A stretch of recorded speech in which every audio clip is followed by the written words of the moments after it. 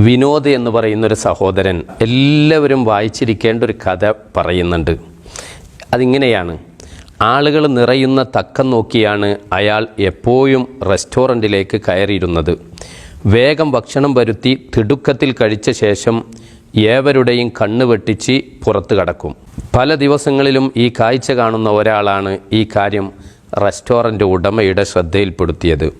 ഉടമ പറഞ്ഞു, നമുക്ക് ഇക്കാര്യം പിന്നീട് സംസാരിക്കാം.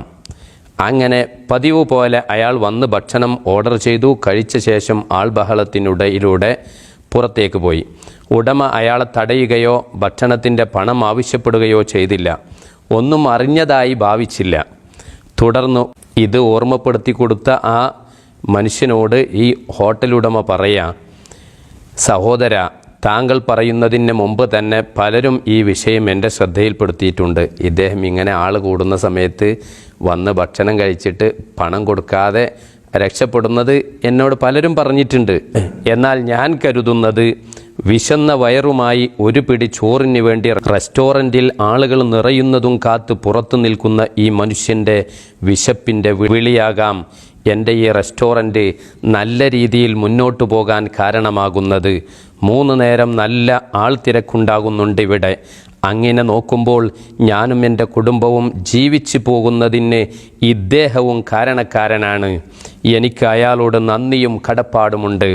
മുത്തുനബി സല്ലല്ലാഹു അലൈഹി വസല്ലമ തങ്ങളെ സംബന്ധിച്ച് ഹസനുൽ ബസ്രി റഹ്മത്തുള്ളാഹി അലൈഹി പറയുന്നുണ്ട്, ഇദ്ഖാലുൽ ഫറഹി ഫി ഖൽബിൽ മുഅ്മിനി, ഒരു മനുഷ്യൻ്റെ മനസ്സിൽ സന്തോഷം ഉണ്ടായി കൊടുക്കുക എന്ന് പറഞ്ഞാൽ അത് ഖൈറും മിൻ മിഅത്തി ഹജ്ജത്തിൻ ബഅദ ഹജ്ജത്തിൽ ഇസ്ലാം, ഫർളായ ഹജ്ജ് ചെയ്തതിന് ശേഷം 100 ഹജ്ജ് ചെയ്യുന്നതിനേക്കാൾ പുണ്യമാണ് എന്ന് മഹാനവറുകൾ പറയുന്നുണ്ട്.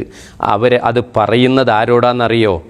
ഒരു ഹജ്ജ് ചെയ്തതിന് ശേഷം മറ്റൊരു ഹജ്ജിന് പോകാൻ വേണ്ടി യാത്രയപ്പ് ചോദിച്ചു വന്ന ഒരാളോട് ചോദിക്കുന്നുണ്ട്, നീ ഈ ഹജ്ജിന് പോകുന്നത് കൊണ്ട് നിൻ്റെ ഉദ്ദേശം എന്താ?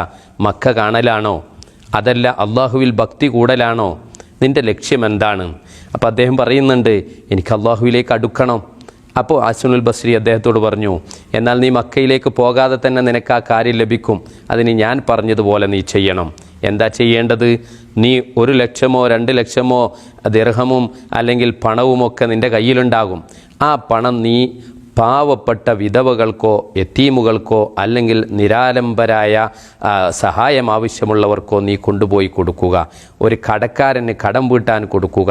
ഇങ്ങനെ ചെയ്താൽ നിനക്ക് ഒരു ഹജ്ജല്ല, സുന്നത്തായ 100 ഹജ്ജ് ചെയ്യുന്നതിനേക്കാൾ പുണ്യമാണ് എന്നാണ്.